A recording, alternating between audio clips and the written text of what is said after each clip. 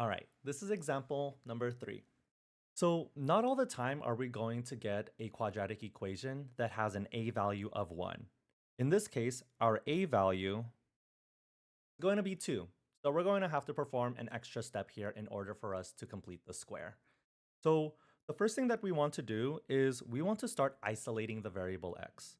We can easily do that by adding 8 to both sides of the equation first. So once we do that, we're going to get 2x squared plus 20x equals 8. Notice here, the coefficients of all of these values can be factored by 2. So what can we do to simplify this? I'm going to divide both sides by 2 to make it look a little bit easier to solve. So 2 divided by 2 is just 1. So we're left with x squared plus 20 divided by 2 is 10. So this is going to now be plus 10x. Remember, whatever we do to one side of the equation, we have to do to the other. So now 8 divided by 2 is going to give us 4. What I'm going to do now is I'm going to create just a little bit of extra space because we need to complete the square. And remember, whatever we do to one side of the equation, we have to do to the other. So let's follow those same steps again to complete the square. We're going to need our b value. So our b value here is 10, and we're going to take half of this value. 10 divided by 2 is going to be 5, and then we square this value. So 5 squared is 25.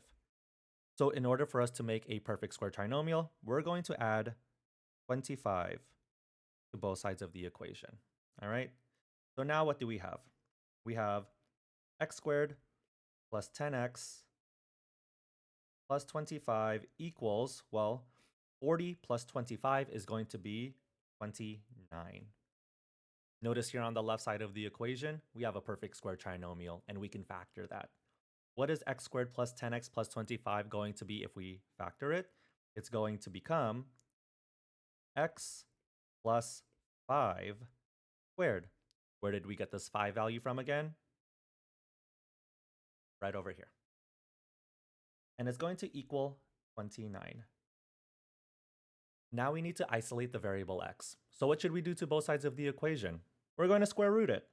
So whatever we do to one side of the equation, we're going to do to the other as well. So remember, square rooting and squaring something are inverses of each other, which means they cancel each other out.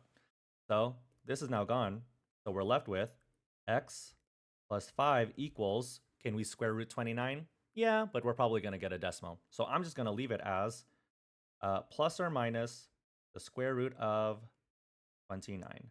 Because if we square root something, remember, it's always going to be plus or minus. So we're just going to add that there, okay? And then what do we do to isolate the variable x? Well, this is x plus 5, and we have that plus 5. The inverse of plus 5 is minus 5. So we're going to subtract 5 on both sides of the equation. Once we do that, 5 minus 5 is 0. So we're left with just x equals negative 5 plus or minus the square root of 29. Notice here, we're going to have two solutions. Solution number 1 is going to be negative 5 plus the square root of 29.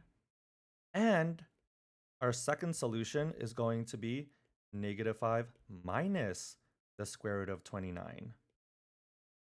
We can approximate this also if we plug in the square root of 29 into the calculator. We're going to get some decimal, okay? Let's find out what it is actually. I'm going to go on to Desmo, blah, blah, blah, blah, blah. And the square root of 29 is going to be 5.385. I'm going to round it to 2 decimal places. So I'm going to round this to 5.39, okay? 5.39.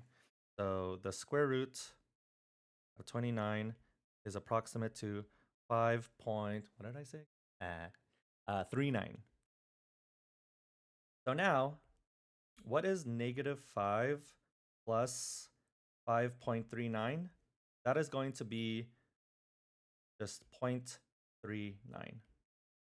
So we have one solution, And then -5 minus 5.39 is going to be -10.39. So we have here two solutions, 0.39 and -10.39.